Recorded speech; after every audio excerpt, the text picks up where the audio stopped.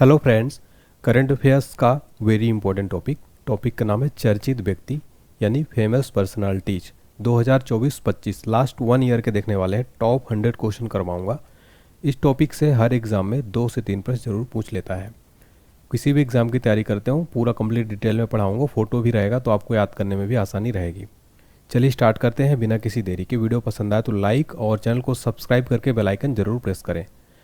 चलिए आगे बढ़ते हैं। छोटी सी अपडेट देना चाहता हूँ। एप्लीकेशन डाउनलोड जरूर कर लीजिए हमारा ऑनलाइन स्टडी पॉइंट का। प्ले स्टोर में सर्च कर सकते हैं आप ऑनलाइन स्टडी पॉइंट, वहाँ से आपको मिल जाएगा। डिस्क्रिप्शन बॉक्स में लिंक प्रोवाइड किया गया है। पेड टेस्ट सीरीज जरूर सॉल्व करिए फ्रेंड्स। किसी एग्जाम की तैयारी करते हैं 49 रुपये में मात्र आपको टेस्ट सीरीज मिल जाएगा। चाहे आप एसएससी की तैयारी करते हो, रेलवे एग्जाम्स का ऑल कैटेगरी, एसएससी का all category, teachers exam, defence exam, police exam, सभी का टेस्ट सीरीज 49 रुपये आप देंगे और आपको 12 महीने का जो है इसमें एक्सेस मिल जाएगा ऑल कैटेगरी का। पेड कोर्सेज है, पेड पीडीएफ है, आप जाके देख सकते हैं। काफ़ी इंपॉर्टेंट्स है ऑल एग्जाम के लिए। जीके क्रैश कोर्स मात्र 149 में है। इसका जैसी देखिए इसका रेट बढ़ जाएगा जैसे 5000 बच्चे कंप्लीट होंगे। तो वीडियो कोर्स प्लस पीडीएफ है, इसको भी खरीदने के लिए आप पेड कोर्स में जाके परचेज कर सकते हैं। महापैक ऑफर चल रहा है 199 में 7 पीडीएफ नोट्स, इसको आप प्रिंट करा सकते हैं। चलिए स्टार्ट करते हैं, देखते हैं क्वेश्चन नंबर फर्स्ट। हमारा क्वेश्चन नंबर फर्स्ट है, टाइम्स मैगजीन की वुमेन ऑफ द ईयर 2025 की सूची में किस भारतीय महिला को हाल ही में शामिल किया गया है? राइट आंसर है ऑप्शन बी, डॉक्टर पूर्णिमा देवी बर्मन को हाल ही में टाइम मैगजीन की वुमेन ऑफ द ईयर 2025 की लिस्ट में शामिल किया गया है। फोटो में देख सकते हैं ये डॉक्टर पूर्णिमा देवी बर्मन।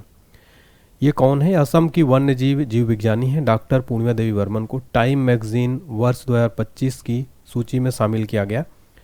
डॉक्टर पूर्णिमा देवी बर्मन टाइम मैगजीन की सूची में शामिल होने वाली दुनिया भर की 13 महिलाओं में से एक है और भारतीय शामिल की गई हैं और इसलिए वेरी इंपॉर्टेंट है एग्जाम्स के लिए। इनका नाम याद रखिए। ये कौन है? ये असम की वन्य जीव विज्ञानी हैं।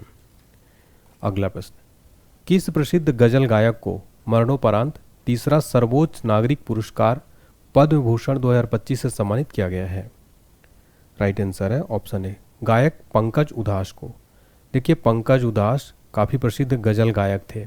इनको 2025 में पद्म भूषण से सम्मानित किया गया है। अगला प्रश्न, भारत के 26वें नए मुख्य चुनाव आयुक्त के रूप में किसे नियुक्त किया गया है? Right answer option C, Gyanesh Kumar. भारत के नए मुख्य चुनाव आयुक्त ज्ञानेश कुमार बने हैं। क्रम याद रखिएगा 26वें क्रम के हैं। भारत के देखिए मुख्य चुनाव आयुक्त की सहायता करने के लिए 2 चुनाव आयुक्त भी होते हैं, विवेक जोशी हैं और सुखबीर सिंह संधू हैं।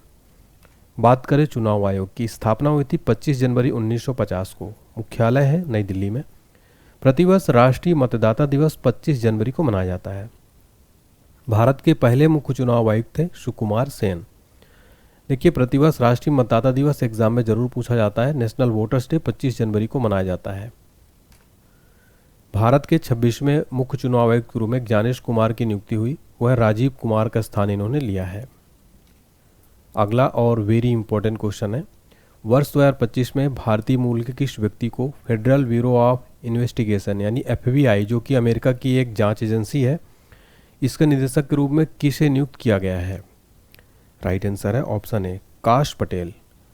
काश पटेल को वर्ष 2025 में अमेरिकी जांच एजेंसी FBI का निदेशक बनाया गया। Federal bureau of investigation full form होता है FBI, अमेरिकी न्याय विभाग की जांच शाखा है। यह अमेरिकी सरकार की मुख्य कानून प्रवर्तन एजेंसी है और अमेरिकी राष्ट्रीय सुरक्षा के लिए खतरों के संबंध में खुफिया जानकारी इकट्ठा करती है। सेंट्रल इंटेलिजेंस एजेंसी विदेशी खुफिया जानकारी के लिए जिम्मेदार है। देखिए इसका मुख्यालय है वाशिंगटन DC US में। जैसे भारत में रॉ है फ्रेंड्स, इसी तरीके से FBI है अमेरिका में। अगला प्रश्न, किसे 20 फरवरी 2025 को दिल्ली की नई मुख्यमंत्री बनाया गया है? राइट आंसर ऑप्शन सी, रेखा गुप्ता। रेखा गुप्ता फरवरी 2025 में दिल्ली की चौथी महिला मुख्यमंत्री बनाई गई, जो कि भारतीय जनता पार्टी की नेता हैं। डिटेल में समझते हैं। ये दिल्ली की चौथी महिला मुख्यमंत्री बनी है। देखिए पहले नंबर पर बनी थी सुषमा स्वराज 1998 में, फिर दूसरी बार शीला दीक्षित बनी थी 1998 से 2013 तक थी, और इसके बाद फिर आतिशी मार्लेना थी जो कि अरविंद केजरीवाल के बाद बनी हैं, और ये जो है चौथे नंबर की महिला मुख्यमंत्री भारतीय जनता पार्टी की बन गई हैं रेखा गुप्ता। इनकी विधानसभा सीट याद रखिएगा शालीमार बाग। दिल्ली में लोकसभा की 7 सीट है, विधानसभा टोटल यहाँ पर 70 सीट है। वर्तमान लेफ्टिनेंट गवर्नर है नई दिल्ली के विनय कुमार सक्सेना। अगला प्रश्न, जनवरी 2025 में सलीमा टेटे को अर्जुन अवार्ड मिला, इनका संबंध किस खेल से है? राइट आंसर है ऑप्शन है हॉकी। हाल ही में सलीमा टेटे को अर्जुन अवार्ड 2025 से सम्मानित किया गया है। का राज्य झारखंड राज्य से बिलोंग करती है। अर्जुन पुरस्कार 2024 विजेता इनको दिया गया 2025 में, जिसे प्रदान किया गया है। ये आप फोटो में देख सकते हैं, ये है सलीमा टेटे।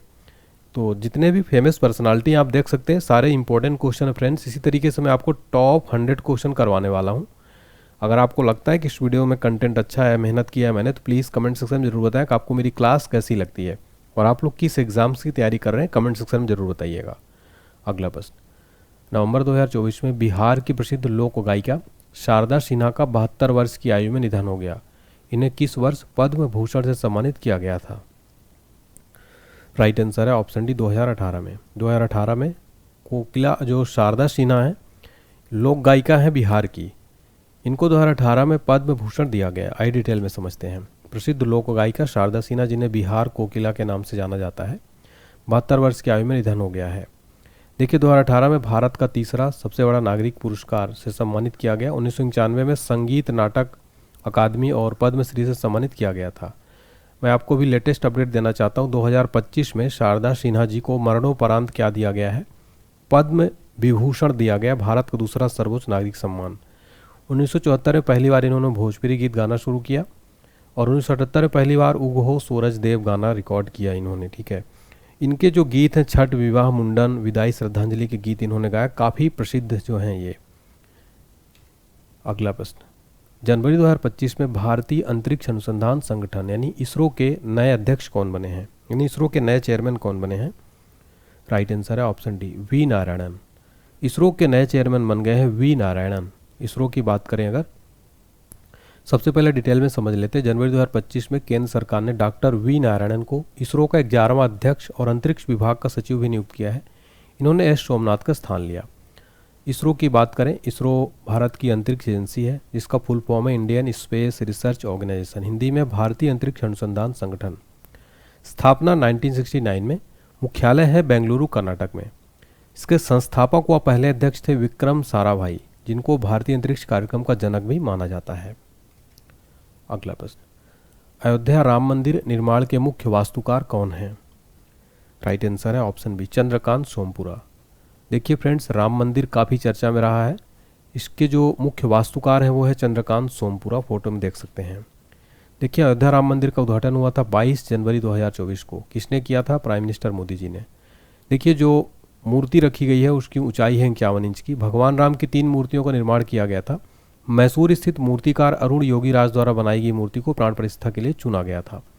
तो जो राम मंदिर के अंदर जो भगवान रामलला की मूर्ति है, उसके जो मूर्तिकार है वो है अरुण योगी राज, जबकि राम मंदिर के मुख्य वास्तुकार है चंद्रकांत सोमपुरा। दोनों में आपको कंफ्यूज नहीं होना है। अगला प्रश्न, नवंबर 2024 में किसे भारत का 51वां मुख्य न्यायाधीश के रूप में नियुक्त किया गया है? राइट आंसर है ऑप्शन बी न्यायमूर्ति संजीव खन्ना। न्यायमूर्ति संजीव खन्ना सुप्रीम कोर्ट के नए चीफ जस्टिस बनाए गए। बात करें अगर सुप्रीम कोर्ट की स्थापना हुई थी 28 जनवरी 1950 को, स्थित है नई दिल्ली में। किस अनुच्छेद के तहत सुप्रीम कोर्ट की स्थापना का प्रावधान है? अनुच्छेद 124। भारत के प्रथम मुख्य न्यायाधीश कौन थे? हरिलाल जे कानिया।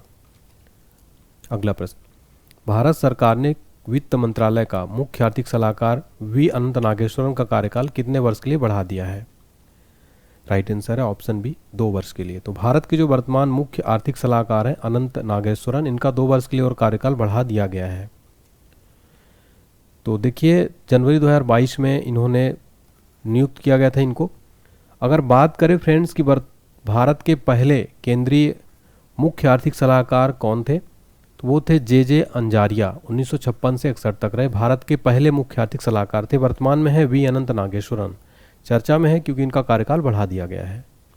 अगला प्रश्न है हमारा, हाल ही में कौन भारत की पहली महिला पिच क्यूरेटर बनी है? राइट आंसर है ऑप्शन ए जयसिंथा कल्याण। जयसिंथा कल्याण हाल ही में भारत की पहली महिला पिच क्यूरेटर बन गई हैं। देखिए महिला प्रीमियर लीग के बहुप्रतीक्षित दूसरे संस्करण के शुरुआत के साथ देश की पहली महिला पिच क्यूरेटर के रूप में खेल इतिहास में इन्होंने अपना नाम दर्ज कराया। अगला प्रश्न, पाकिस्तान के 14वें राष्ट्रपति के रूप में किसने शपथ ली? राइट आंसर है ऑप्शन सी आसिफ अली जरदारी पाकिस्तान के 14वें राष्ट्रपति बनाए गए हैं। पाकिस्तान पीपुल्स पार्टी के सह अध्यक्ष आसिफ अली जरदारी पाकिस्तान के 14वें राष्ट्रपति बने। अगला प्रश्न, किसे दिसंबर 2024 में बीसीसीआई का नया सचिव नियुक्त किया गया है? राइट आंसर है option B, Devajit Saikia. Devajit Saikia BCCI के नए सचिव बनाए गए हैं। बात करें बीसीसीआई की फुल फॉर्म है board of control for cricket in India, यानी भारतीय क्रिकेट नियंत्रण बोर्ड। बीसीसीआई भारत में क्रिकेट मैच को रेगुलेट करता है। बीसीसीआई की स्थापना हुई थी 1928 में, मुख्यालय मुंबई में है। अध्यक्ष है रोजर बिन्नी, वर्तमान सचिव है देवजीत साइकिया। अगला प्रश्न, सीमा सुरक्षा बल यानी बीएसएफ की पहली महिला स्नाइपर कौन बनी है? राइट आंसर है ऑप्शन डी, सुमन कुमारी। बीएसएफ की पहली महिला स्नाइपर बन गई हैं सुमन कुमारी। अगला प्रश्न, माउंट एवरेस्ट को फतह करने वाली सबसे उम्रदराज भारतीय महिला कौन है? राइट आंसर है ऑप्शन है ज्योति रात्रे। ज्योति आत्रे माउंट एवरेस्ट को फतह करने वाली सबसे उम्रदराज भारतीय महिला वर्ष 2024 में बन गई हैं। ये मध्य प्रदेश की हैं, उद्यमी हैं और फिटनेस उत्साही। ज्योति रात्रे माउंट एवरेस्ट फतह करने वाली सबसे उम्रदराज भारतीय महिला बन गई। इनकी उम्र है 55 वर्ष। इन्होंने 19 मई 2024 को शिखर पर पहुंची। माउंट एवरेस्ट की बात करें, इसकी ऊंचाई है 8,848.86 मीटर। स्टैटिक जीके में कई बार प्रश्न पूछ लेता है, बताइए माउंट एवरेस्ट की हाइट कितनी है, तो ये भी आपको नोट कर लेना है। अगला प्रश्न, रेमन मैग्सेसे पुरस्कार जिसे हम एशिया का नोबेल कहते हैं 2024 के विजेता कौन है? राइट आंसर है ऑप्शन सी, हायो मियाजाकी। रेमन मैग्सेसे पुरस्कार 2024 के विजेता हायो मियाजाकी हैं। डिटेल में समझते हैं। ये जापानी एनिमेटर हैं। देखिए, इनको अपनी फिल्मों में पर्यावरण जैसे चुनौतीपूर्ण मुद्दे के लिए अवार्ड मिला। इनका स्टूडियो का नाम है गिबली, इसके को फाउंडर है। कुल 5 लोगों को इस बार अवार्ड दिया गया। अच्छा, एग्जाम में क्वेश्चन डायरेक्ट बनता है, रेमन मैग्सेसे पुरस्कार विजेता पहले भारतीय कौन थे? विनोबा भावे थे। एशिया का नोबेल पुरस्कार किसको कहा जाता है? रेमन मैग्सेसे पुरस्कार को। इसकी स्थापना हुई थी 1957 में। फ्रेंड्स, स्टैटिक जीके के जो एक्स्ट्रा पॉइंट मैं बता रहा हूँ, आप इसको नोट डाउन करते चलिए। और जो मेरा फ्रेंड्स स्टैटिक जीके में ऐड करता हूँ, आपको कैसा लगता है कमेंट सेक्शन में अपना फीडबैक जरूर दीजिएगा। अगला प्रश्न, आईपीएल नीलामी इतिहास में बिकने वाले सबसे युवा खिलाड़ी कौन बने हैं? राइट आंसर है option B, Vaibhav Suryavanshi. Vaibhav Suryavanshi IPL नीलामी इतिहास 2025 में बिकने वाले सबसे युवा खिलाड़ी बन गए हैं। डिटेल में समझ लेते हैं। ये बिहार के समस्तीपुर से हैं वैभव सूर्यवंशी।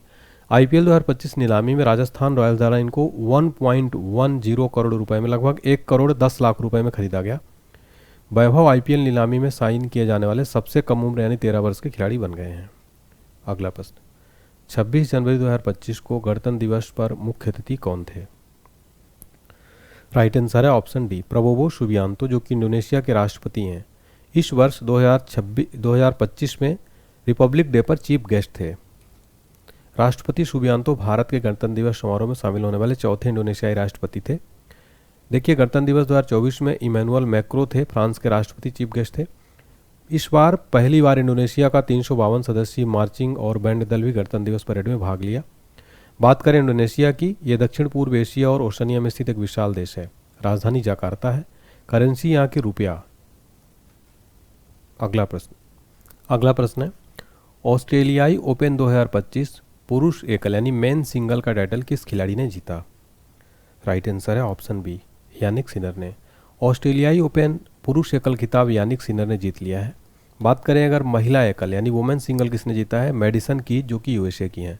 खेल से रिलेटेड भी जो पर्सनालिटीज फेमस होती हैं, चर्चा में रहती हैं, उनसे रिलेटेड भी क्वेश्चन पूछा जाता है फ्रेंड्स। तो देखिए, विश्व के नंबर 1 टेनिस खिलाड़ी यानिक सिनर ने लगातार दूसरी बार ऑस्ट्रेलियाई ओपन का खिताब जीता। उन्होंने फाइनल में जर्मनी के अलेक्जेंडर ज्वेरेव को सीधे 3 सेटों में हराया। अगला प्रश्न, वर्तमान में भारतीय विशिष्ट पहचान प्राधिकरण के सीईओ कौन हैं? राइट आंसर है ऑप्शन सी, भुवनेश कुमार। अभी हाल ही में भुवनेश कुमार की नियुक्ति की गई है।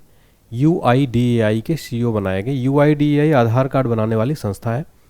UIDAI का फुल फॉर्म है unique identification authority of India. स्थापना हुई थी 28 जनवरी 2009 को। मुख्यालय नई दिल्ली में है। तो आप यहाँ पर देख सकते हैं फ्रेंड्स कि मैं हर क्वेश्चन में आपको कुछ न कुछ एक्स्ट्रा फैक्ट जरूर बता रहा हूँ, जहाँ से एग्जाम में क्वेश्चन पूछ लेता है। कई बार UIDAI का फुल फॉर्म पूछ लेता है, स्थापना कब हुई, मुख्यालय कहाँ, ये सारी चीज़ें आपको जरूर याद करनी है। आजकल एग्जाम में इसी तरीके से जो है क्वेश्चन बनते हैं। आजकल जो है डीप में क्वेश्चन पूछ लेता है। अगला प्रश्न, सुअर की किडनी लगवाने वाले पहले शख्स रिचर्ड रिक स्लेमैन की मौत हो गई। ये किस देश से थे? राइट आंसर है ऑप्शन बी, अमेरिका से थे। इन्होंने शुअर की किडनी जो है लगवाई थी, इनकी मौत हो गई है। अगला प्रश्न, अक्टूबर 2024 में रतन टाटा जी का 86 वर्ष की आयु में निधन हो गया। इन्हें किस वर्ष पद्म विभूषण से सम्मानित किया गया था? राइट आंसर है ऑप्शन बी 2008 में। 2008 में रतन टाटा जी को पद्म विभूषण से सम्मानित किया गया था। भारत के सबसे बड़े बिजनेस टाइकून और टाटा सन्स के मानद चेयरमैन पद्म विभूषण जी का रतन टाटा जी का 86 वर्ष की उम्र में 9 अक्टूबर 2024 को निधन हो गया। पद्म भूषण इनको साल 2008 में मिला था, पद्म विभूषण साल 2008 में और पद्म भूषण साल सन 2000 में मिला था। इनका निधन हुआ 9 अक्टूबर 2024 को। अगला प्रश्न, दिसंबर 2024 में उस्ताद जाकिर हुसैन का 73 वर्ष की आयु में निधन हो गया। इनका संबंध किस वाद्य यंत्र से था? राइट आंसर है ऑप्शन सी तबला। प्रसिद्ध तबला वादक थे उस्ताद जाकिर हुसैन। इनका निधन जो है 73 वर्ष की आयु में हो गया है। दिसंबर 2024 में उस्ताद अल्लाह रखा खां के पुत्र पद्म विभूषण उस्ताद जाकिर हुसैन का निधन हो गया। जाकिर हुसैन का जन्म 9 मार्च 1951 मुंबई में हुआ था।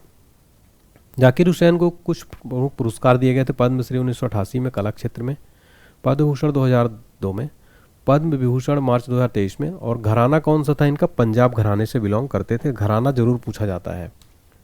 अगला प्रश्न, 26 दिसंबर 2024 को पूर्व प्रधानमंत्री डॉक्टर मनमोहन सिंह जी का 92 वर्ष की आयु में निधन हो गया। वह किस क्रम के प्रधानमंत्री थे?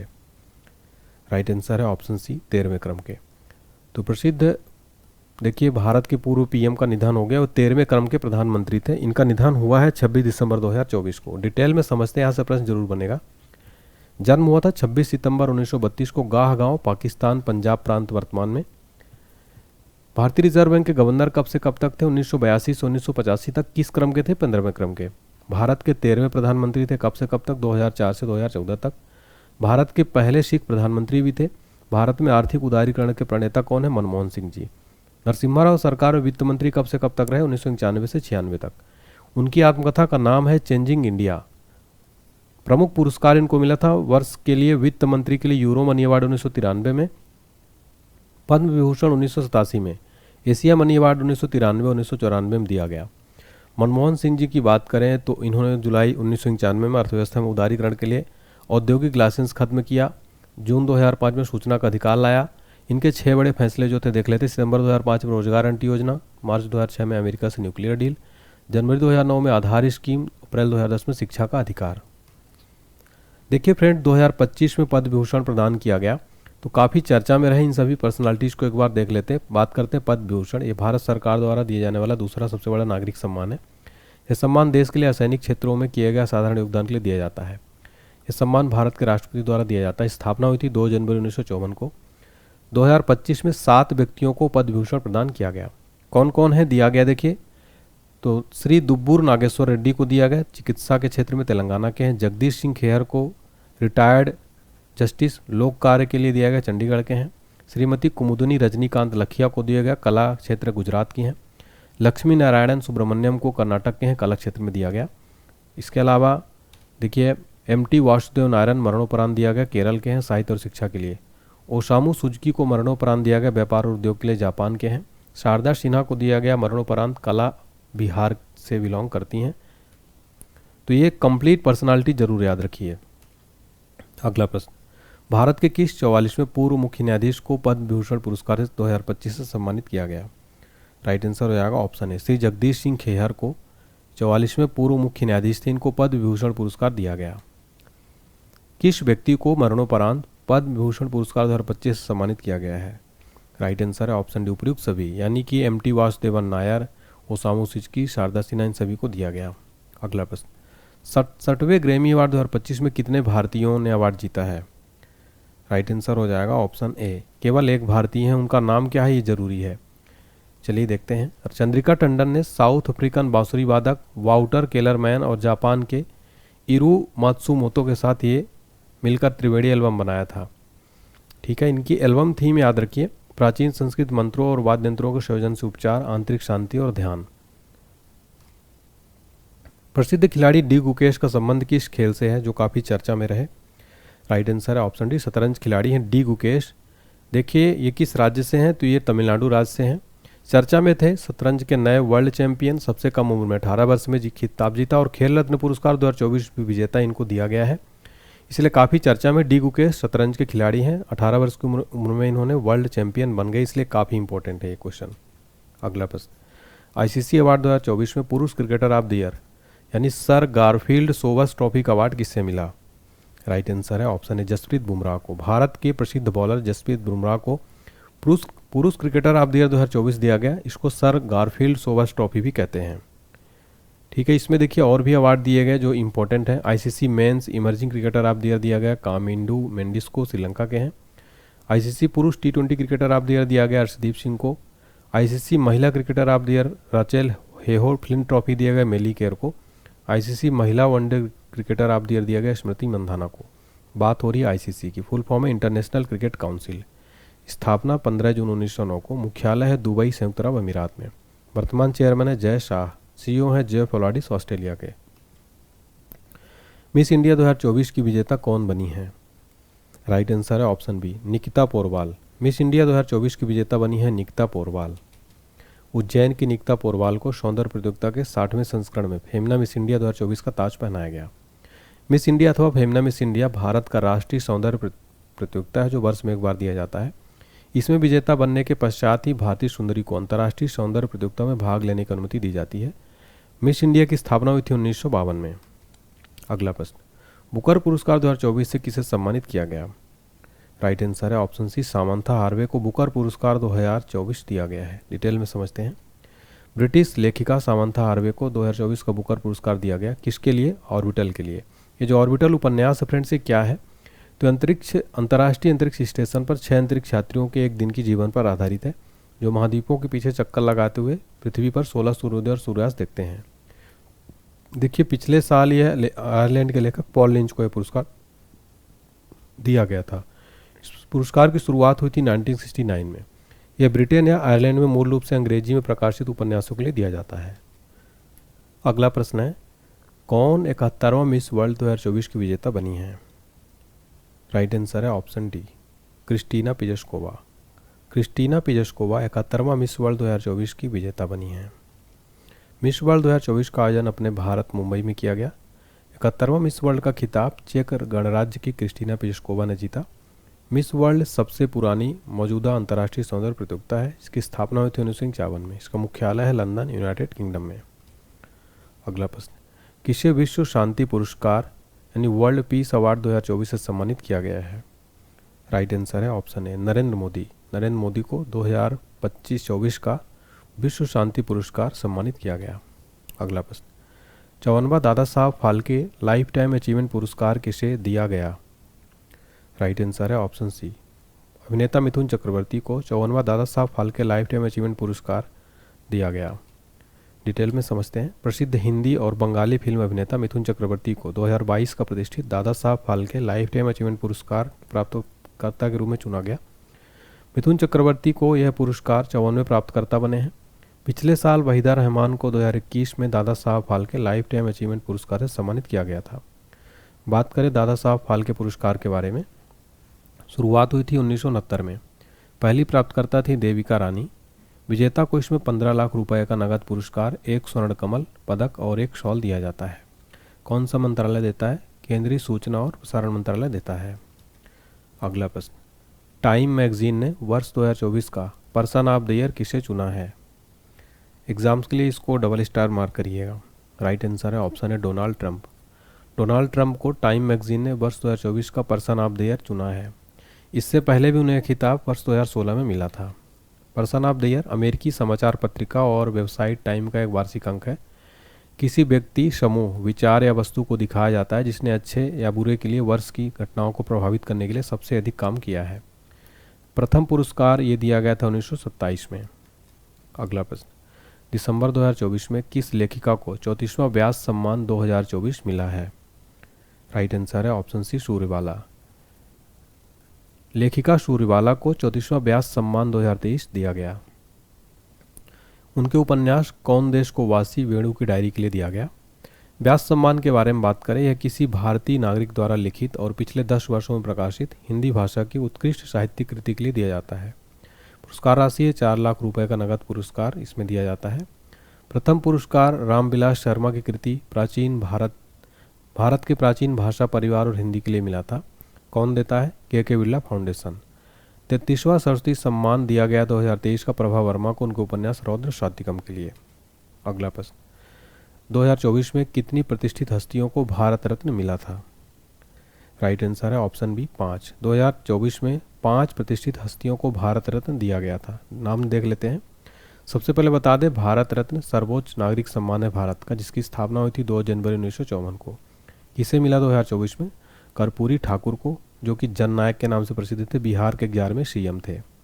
फिर लाल कृष्ण आडवाणी को दिया गया, भारत के 7वें उप प्रधानमंत्री थे और बीजेपी के सीनियर लीडर। चौधरी चरण सिंह भारत के 5वें पीएम और यूपी के पूर्व मुख्यमंत्री रह चुके हैं।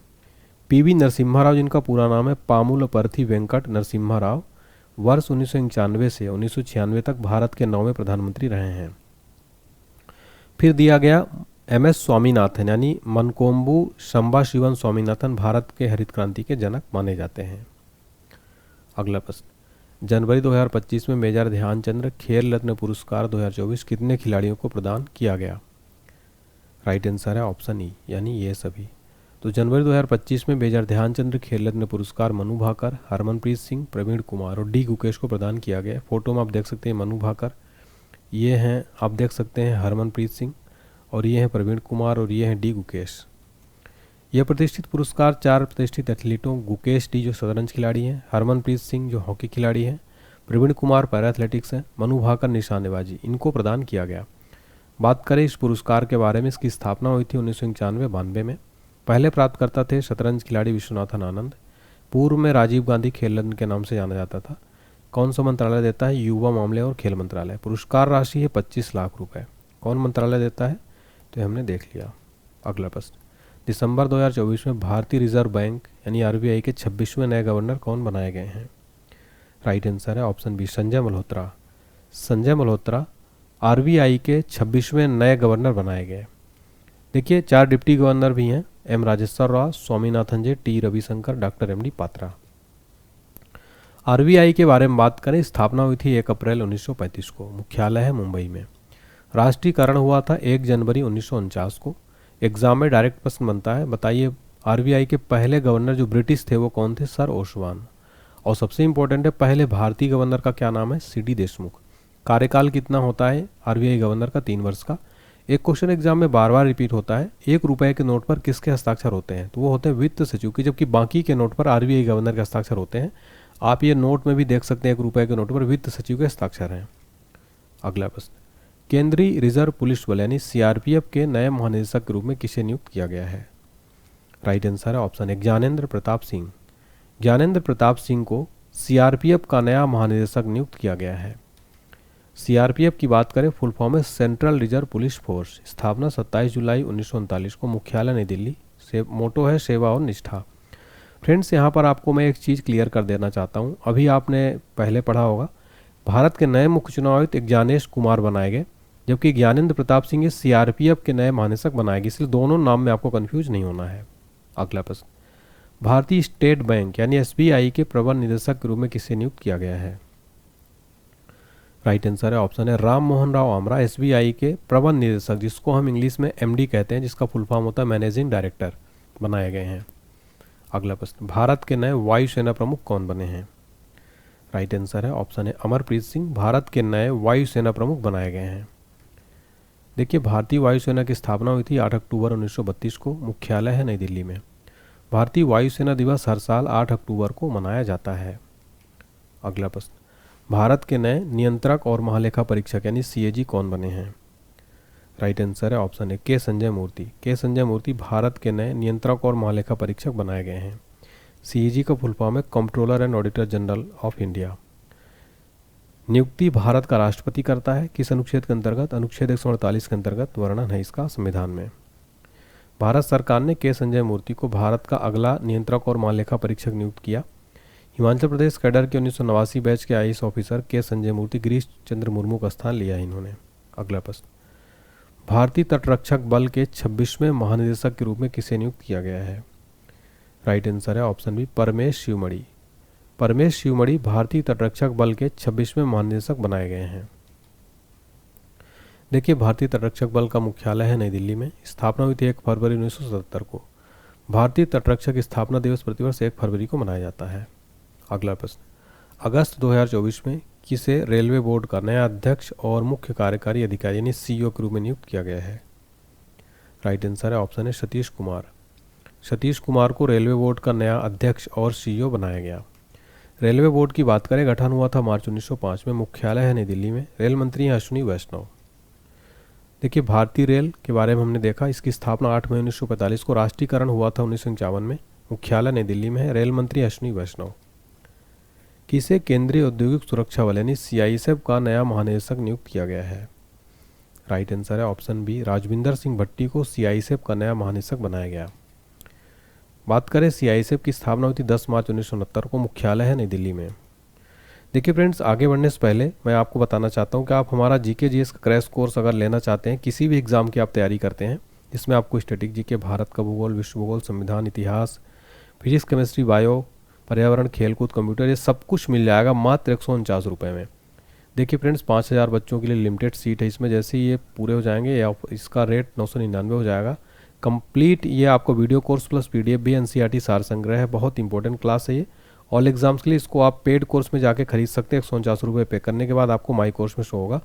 और आपको बताना चाहता हूँ, पेड टेस्ट सीरीज अगर आप मिली लेना चाहते हैं तो 49 रुपये में आपको पूरे 12 महीने के लिए एक्सेस मिल जाएगा। एसएससी, रेलवे, ऑल कैटेगरी, इसके अलावा teacher, defence exam, police exam, SI exam, सब कुछ अवेलेबल है इसमें।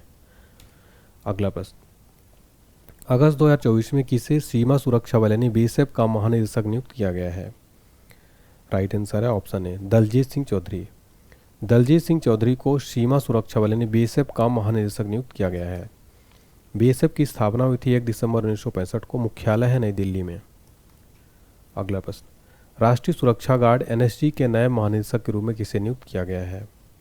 राइट आंसर है option C, B Srinivasan. B Srinivasan NSG के नए महानिदेशक बनाए गए हैं। एनएसजी की स्थापना हुई थी सितंबर 1986 में। मुख्यालय है नई दिल्ली में। अगला प्रश्न, महाराष्ट्र के नए मुख्यमंत्री कौन बने हैं? राइट आंसर है ऑप्शन है देवेंद्र फडणवीस। देवेंद्र फडणवीस महाराष्ट्र के नए सीएम बनाए गए। 2 डिप्टी सीएम भी बनाए गए, एकनाथ शिंदे और अजीत पवार। देवेंद्र फडणवीस बीजेपी पार्टी से हैं। महाराष्ट्र की बात करें, गठन हुआ था 1 मई 1960 को। राजधानी मुंबई है। लोकसभा की 48 सीट, राज्यसभा की 19 सीट, विधानसभा की 288 सीटें हैं। वर्तमान राज्यपाल हैं सीपी राधाकृष्णन। अगला प्रश्न, अमेरिकी स्पेस एजेंसी नासा के नए चीफ कौन बने हैं? राइट आंसर है ऑप्शन है जेरेड इसाक मैन। अमेरिकी स्पेस एजेंसी नासा के नए चीफ बने हैं जेरेड इसाक मैन। बात करें नासा की, फुल फॉर्म है national aeronautics and space administration, जिसकी स्थापना हुई थी 29 जुलाई 1958 को। मुख्यालय है वाशिंगटन डीसी, अमेरिका में। अगला प्रश्न है फ्रेंड्स, 2024 में अमेरिका के 47वें नए राष्ट्रपति कौन बने हैं? राइट आंसर है option B, Donald Trump. Donald Trump 2024 में अमेरिका के 47वें राष्ट्रपति बनाए गए। डिटेल में समझते हैं। डोनाल्ड ट्रंप फिर से अमेरिका के राष्ट्रपति चुने गए। कौन से नंबर के राष्ट्रपति बने हैं? 47वें। किस पार्टी से हैं? रिपब्लिकन पार्टी से। ये इसका चुनाव चिन्ह है। अगला प्रश्न, मई 2024 में हेलीकॉप्टर हादसे में राष्ट्रपति इब्राहिम राइसी का 63 वर्ष की आयु में निधन हो गया। ये किस देश के राष्ट्रपति थे? राइट आंसर है ऑप्शन सी, ईरान। ये ईरान देश के राष्ट्रपति थे। अगला प्रश्न, देखिए डिटेल में समझते हैं। ईरान के राष्ट्रपति इब्राहिम राइसी का हेलीकॉप्टर क्रैश में 63 वर्ष की आयु में निधन हो गया। हेलीकॉप्टर में राष्ट्रपति इब्राहिम राइसी और विदेश मंत्री हुसैन आमिर अब्दुल्लाहियान के अलावा 7 अन्य लोग सवार थे। हादसे में हेलीकॉप्टर सवार सभी 9 लोग मारे गए। दिसंबर 2024 में झारखंड विधानसभा चुनावों के बाद नए मुख्यमंत्री कौन बने हैं? राइट आंसर है ऑप्शन सी, हेमंत सोरेन। हेमंत सोरेन झारखंड के दोबारा से मुख्यमंत्री बन गए। हेमंत सोरेन की पार्टी का नाम है झारखंड मुक्ति मोर्चा यानी जेएमएम। झारखंड राज्य का गठन हुआ था 15 नवंबर 2000 में। राजधानी रांची है। लोकसभा की 14 सीटें हैं, राज्यसभा की 6 सीट, विधानसभा की 81 सीटें हैं। वर्तमान राज्यपाल है संतोष कुमार गंगवार। अगला प्रश्न, नवंबर 2024 में कर्मचारी चयन आयोग यानी एसएससी के नए अध्यक्ष कौन बने हैं? राइट आंसर है option A, S Gopal Krishnan. SSC के नए चेयरमैन बने हैं एस गोपाल कृष्णन। एसएससी का full form staff selection commission. गठन 4 नवंबर 1975 को। मुख्यालय नई दिल्ली में। अगला प्रश्न, संघ लोक सेवा आयोग यानी यूपीएससी के नए अध्यक्ष के रूप में किसे नियुक्त किया गया है? राइट आंसर है ऑप्शन बी, प्रीति सूदन को यूपीएससी का नया चेयरमैन बनाया गया है। अगला प्रश्न, अगस्त 2024 में दुनिया की सबसे बुजुर्ग महिला मारिया ब्रान्यास मोरेरा का 117 वर्ष की आयु में निधन हो गया। ये किस देश से थी? राइट आंसर है ऑप्शन सी, स्पेन। ये स्पेन देश से बिलोंग करती हैं, जिनका निधन 117 वर्ष की आयु में निधन हो गया। दुनिया की सबसे बुजुर्ग महिला थी मारिया ब्रान्यास मोरेरा। अगला प्रश्न है, किसे नवंबर 2024 में राष्ट्रीय महिला आयोग का नया अध्यक्ष नियुक्त किया गया है?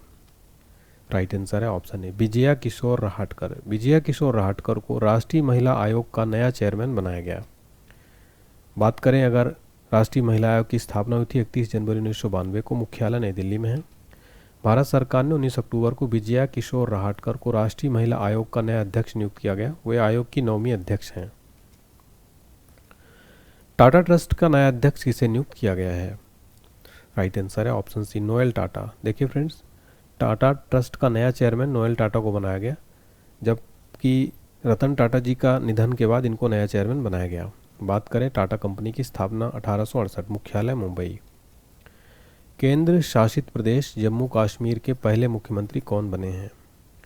राइट आंसर है ऑप्शन है, उमर अब्दुल्ला। केंद्र शासित प्रदेश जम्मू कश्मीर के पहले सीएम बने हैं उमर अब्दुल्ला। केंद्र शासित प्रदेश कब बना जम्मू कश्मीर? 31 अक्टूबर 2019 को। जम्मू कश्मीर की राजधानी की बात करें, 2 राजधानियां हैं। शीतकालीन राजधानी है जम्मू और ग्रीष्मकालीन राजधानी है श्रीनगर। उपराज्यपाल है मनोज सिन्हा। अगला प्रश्न, जुलाई 2024 में भरतनाट्यम कलाकार यामिनी कृष्णमूर्ति का 84 वर्ष की आयु में निधन हो गया। इन्हें किस वर्ष पद्म विभूषण से सम्मानित किया गया? राइट आंसर है ऑप्शन सी, 2016 में। भरतनाट्यम कलाकार यामिनी कृष्णमूर्ति को 2016 में पद्म विभूषण से सम्मानित किया गया था। यामिनी कृष्णमूर्ति का 84 साल की उम्र में निधन हो गया। इनका जन्म 20 दिसंबर 1940 को आंध्र प्रदेश के चित्तूर जिले में हुआ था। यामिनी कृष्णमूर्ति को 1968 में महज 28 वर्ष की आयु में पद्मश्री और 2001 में पद्म विभूषण, 2016 में पद्म विभूषण से सम्मानित किया गया। उन्हें 1977 में संगीत नाटक अकादमी पुरस्कार भी सम्मानित किया गया था। National payments corporation of India यानी एनपीसीआई ने भारत इंटरफेस फॉर मनी के सीईओ के रूप में किसे नियुक्त किया गया? राइट आंसर है ऑप्शन है, ललिता नटराजन। ललिता नटराज को एनपीसीआई का नया सीईओ बनाया गया है। सशस्त्र बल चिकित्सा सेवा की महानिदेशक के पद पर नियुक्त होने वाली पहली महिला कौन बनी है? राइट आंसर है ऑप्शन बी, आरती शरीन। आरती शरीन सशस्त्र बल चिकित्सा सेवा की महानिदेशक के पद पर नियुक्त होने वाली पहली महिला बन गई, चर्चा में है ये। अगला प्रश्न, एयरटेल के नए प्रबंध निदेशक और मुख्य कार्यकारी अधिकारी के रूप में किसे नियुक्त किया गया है? राइट आंसर है ऑप्शन बी, शाश्वत शर्मा को बनाया गया एयरटेल का नया एमडी और सीईओ। उदयनिधि स्टालिन किस राज्य के उप मुख्यमंत्री के रूप में शपथ लिया है? राइट आंसर है ऑप्शन है, तमिलनाडु। तमिलनाडु के उप मुख्यमंत्री के रूप में उदयनिधि स्टालिन ने शपथ लिया। अगला प्रश्न, चर्चा में रही विनेश फोगाट का संबंध किस खेल से है? राइट आंसर है ऑप्शन है, कुश्ती। विनेश फोगाट का संबंध कुश्ती खेल से। विनेश फोगाट हरियाणा राज्य से बिलोंग करती हैं। चर्चा में क्यों थी? पेरिस ओलंपिक 2024 में ज़्यादा वजन के कारण अयोग्य घोषित किया गया। रूबीना फ्रांसिस को हाल ही में 2024 का अर्जुन पुरस्कार प्रदान किया गया। इनका संबंध किस खेल से है? राइट आंसर है option D, parachuting. Rubina Francis को हाल ही में 2024 का अर्जुन पुरस्कार प्रदान किया गया। इनका संबंध है पैराशूटिंग से। किस राज्य से बिलोंग करती है? मध्य प्रदेश से। चर्चा में क्यों है? पेरिस पैरा ओलंपिक 2024 खेलों की निशानेबाजी स्पर्धा में कांस्य पदक जीता था। अगला प्रश्न, किस भारतीय को अंतर्राष्ट्रीय क्रिकेट परिषद का अध्यक्ष के रूप में नियुक्त किया गया है? राइट आंसर है ऑप्शन है, जय शाह। देखिए, जय शाह को आईसीसी का नया चेयरमैन बनाया गया। बात करें आईसीसी की स्थापना हुई थी 15 जून 1909 को। मुख्यालय है दुबई, संयुक्त अरब अमीरात में। जुडिथ सुमिनवा तुलकू किस अफ्रीकी देश की पहली महिला प्रधानमंत्री बनी है? राइट आंसर हो जाएगा ऑप्शन अफ्रीकी देश लोकतांत्रिक कांगो की। ठीक है, तो ऑप्शन बी राइट आंसर है। कांगो की पहली महिला प्रधानमंत्री बनाया गया है जुडिथ सुमिनवा तुलकू को। डिटेल में समझते हैं। अफ्रीकी देश कांगो लोकतांत्रिक गणराज्य के राष्ट्रपति फेलिक्स त्सेसिकेदी ने 1 अप्रैल 2024 को जुडिथ सुमिनवा तुलकू को देश की पहली महिला प्रधानमंत्री नियुक्त किया गया। बात करें कांगो लोकतांत्रिक की, यह है मध्य अफ्रीकी देश में स्थित एक देश है। अल्जीरिया के बाद अफ्रीका का दूसरा सबसे बड़ा देश है। इसकी राजधानी किशानसा कांगो नदी किनारे स्थित है।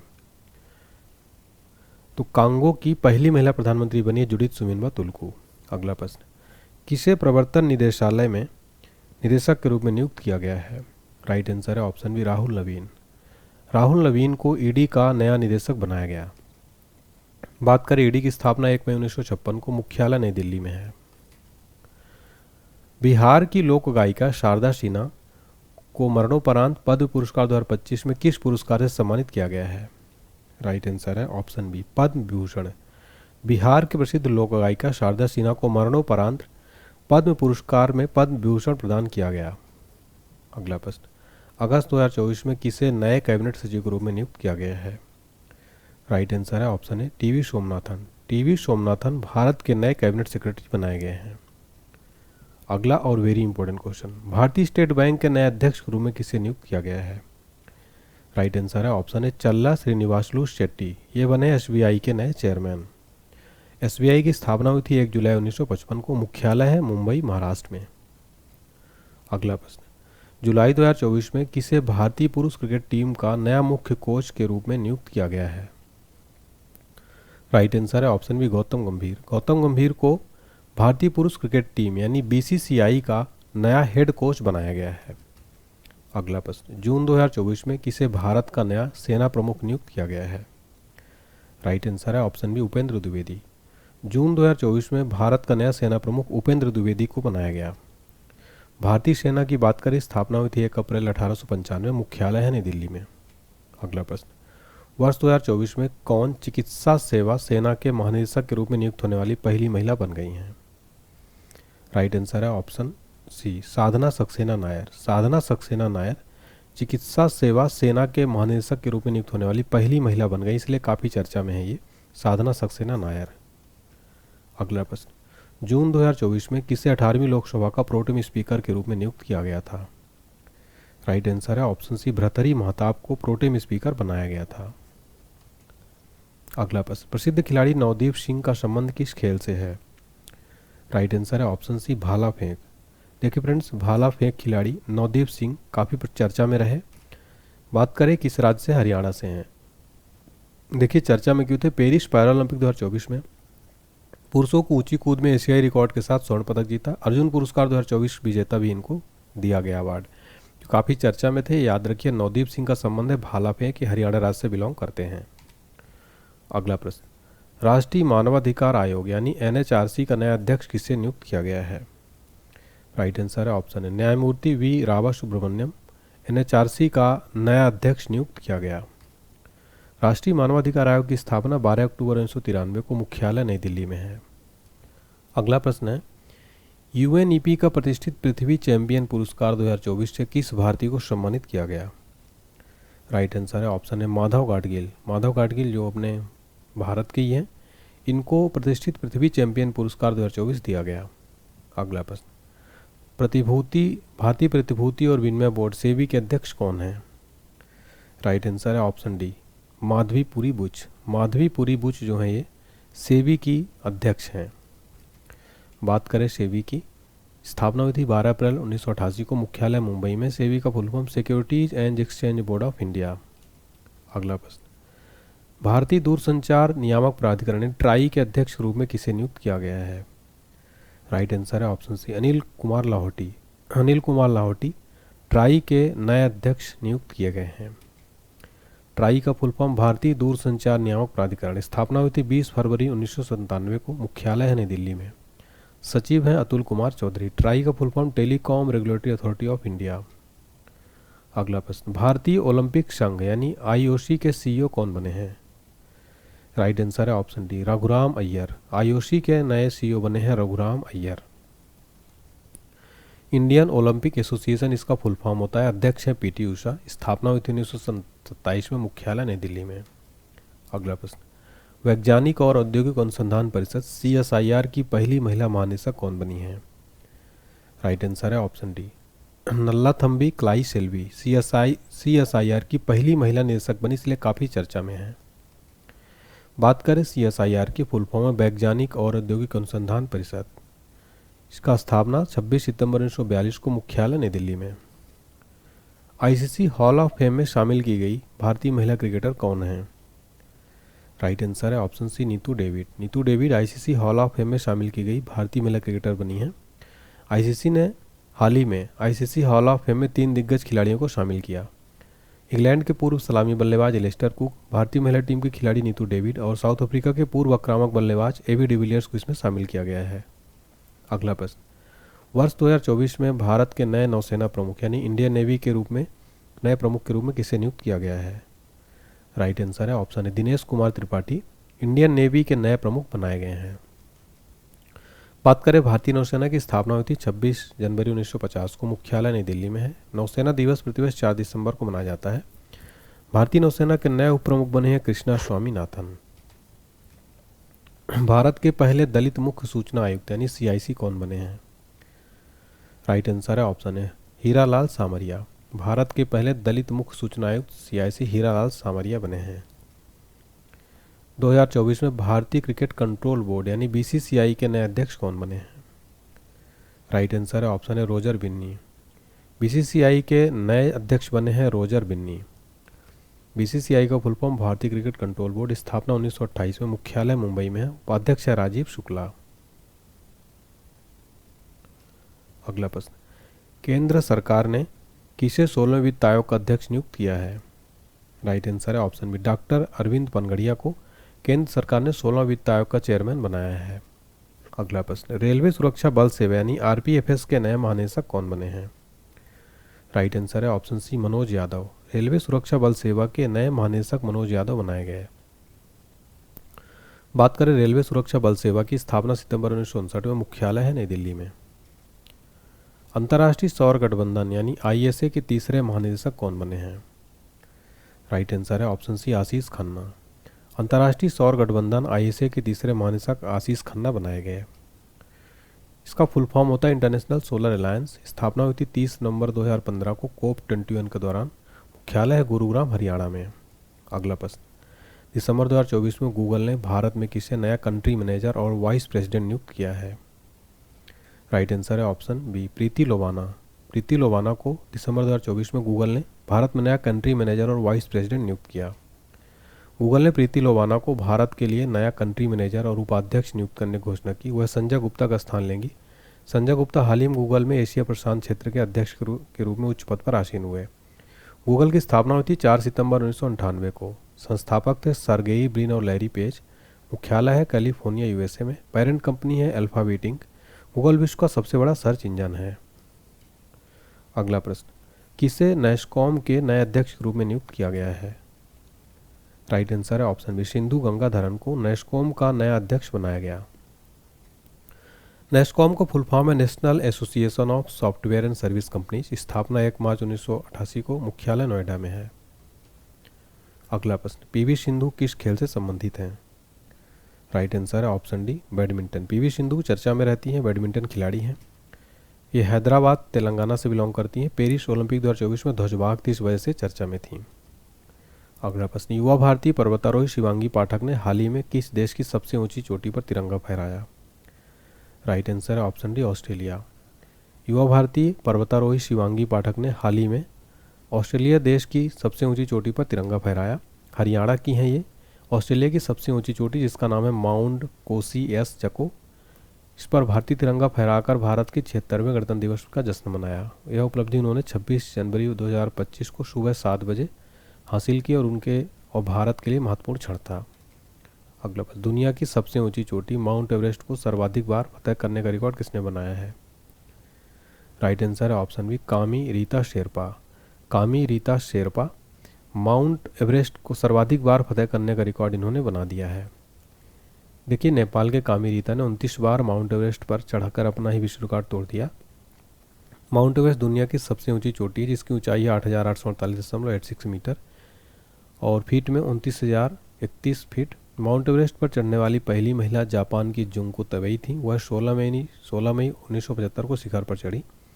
माउंट एवरेस्ट पर चढ़ने वाली पहली भारतीय महिला थी बछेंद्री पाल, 23 मई 1984 को चढ़ी थी। वर्ष 2024 में किसे तीसरी बार भारत के राष्ट्रीय सुरक्षा सलाहकार के रूप में नियुक्त किया गया? Right answer option B Ajit Doval. Ajit Doval को वर्ष 2024 में तीसरी बार भारत का एनएसए नियुक्त किया गया। एनएसए का full form national security adviser. स्थापना नवंबर 1998 में, मुख्यालय नई दिल्ली में। साहित्य में नोबेल पुरस्कार 2024 किसे मिला? राइट आंसर है ऑप्शन बी हांगकांग को साहित्य में नोबेल पुरस्कार 2024 दिया गया। 2024 का साहित्य नोबेल पुरस्कार दक्षिण कोरियाई लेखिका हांगकांग को दिया गया। हांगकांग साहित्य में नोबेल पुरस्कार पाने वाली पहली एशियाई महिला भी है। क्यों मिला है? गहन काव्यात्मक गद्य के लिए दिया गया है। कितनी राशि दी जाती है? 11 मिलियन स्वीडिश क्रोनर। साहित्य में नोबेल पुरस्कार नोबेल फाउंडेशन ने अल्फ्रेड नोबेल की वसीयत के अनुसार 1900 में साहित्य में नोबेल पुरस्कार की स्थापना की। प्रथम पुरस्कार 1901 में दिया गया था। साहित्य का नोबेल पुरस्कार विजेता पहले प्राप्तकर्ता थे फ्रांस के सूली प्रुधु में 1901 में। 2023 का पुरस्कार नॉर्वे के जॉन ओलाफ हसे को प्रदान किया गया। देखिए फ्रेंड्स, मैं आपको बताना चाहता हूँ 1913 में साहित्य का नोबेल पुरस्कार पाने वाले प्रथम भारतीय कौन थे? गुरुदेव रविन्द्रनाथ टैगोर। उनकी पुस्तक जो थी गीतांजलि के लिए ये अवार्ड इनको दिया गया था। तो ये भी आप सारे पॉइंट नोट कर लीजिएगा। 1913 में प्रथम साहित्य नोबेल पुरस्कार विजेता थे गीतांजलि के लिए रविन्द्रनाथ टैगोर जी। तो यहाँ पर हमने कंप्लीट 100 क्वेश्चन कर लिए चर्चित व्यक्तियों से रिलेटेड। उम्मीद करता हूँ क्लास पसंद आई होगी। आपको बताना चाहता हूँ complete GK GS crash course, जिसमें आप स्टैटिक जीके, जियोग्राफी, वर्ल्ड उसी इतिहास, संविधान, प्राचीन इतिहास, फिजिक्स, केमिस्ट्री, बायो, पर्यावरण, खेलकूद, इकोनॉमी और सब कुछ मिल जाएगा। वीडियो कोर्स है ये, पीडीएफ भी है। 149 रुपये में मिलेगा आपको, प्लस आप इसमें कंप्लीट पीडीएफ भी मिलेगी। इसको लेने के लिए आप हमारा एप्लीकेशन जरूर इंस्टॉल करिए। पेड कोर्स में जाइएगा। पेड टेस्ट सीरीज भी आप हमारी ले लीजिए। 49 रुपये की friends. SSC, railway and all exams के लिए जरूर सॉल्व करिएगा। 12 महीने का एक्सेस मिलेगा। SSC, railway, teacher, police, SI, सारा एग्जाम इसमें आपको 49 रुपये में मिल जाएगा। ठीक है। इसके अलावा महापैक ऑफर चल रहा है। पीडीएफ नोट्स का अगर आप नोट्स लेना चाहते हैं, complete static GK, current affairs, general science, GK GS, maths, सामान्य विज्ञान, स्टैटिक, रेलवे, एसएससी कंप्लीट तैयारी हो जाएगी इस पीडीएफ नोट से। आपको इसको लेने के लिए भी पेड कोर्स में आप में जाना होगा, यहाँ से आप ले सकते हैं। और अगर आपको फ्रेंड्स कोई दिक्कत है, व्हाट्सएप पर मैसेज करिए 7067567024 पर। कंप्लीट वार्षिकांक पीडीएफ फाइल आपको मिल जाएगी 55 रुपये में। डिस्क्रिप्शन बॉक्स में लिंक दिया गया है। कोई दिक्कत है व्हाट्सएप पर मैसेज करिए। साइंस पीडीएफ, स्टैटिक जीके और लूसेंट निचोड़, ये सब आपको फ्रेंड्स मिल जाएगा। डिस्क्रिप्शन बॉक्स में लिंक दिया गया। टेलीग्राम, व्हाट्सएप और इंस्टाग्राम ज्वाइन कर सकते हैं। वीडियो अगर अच्छा लगे, लगता है मैंने मेहनत की है, सीखने को मिला, तो लाइक करें, इस वीडियो को शेयर करें, चैनल को सब्सक्राइब करके जो घंटी वाली बटन है उसको जरूर ऑन करें ताकि आपको नोटिफिकेशन मिलता रहे। कमेंट सेक्शन में जरूर बताएं कि आपको ये क्लास कैसी लगी। Thank you.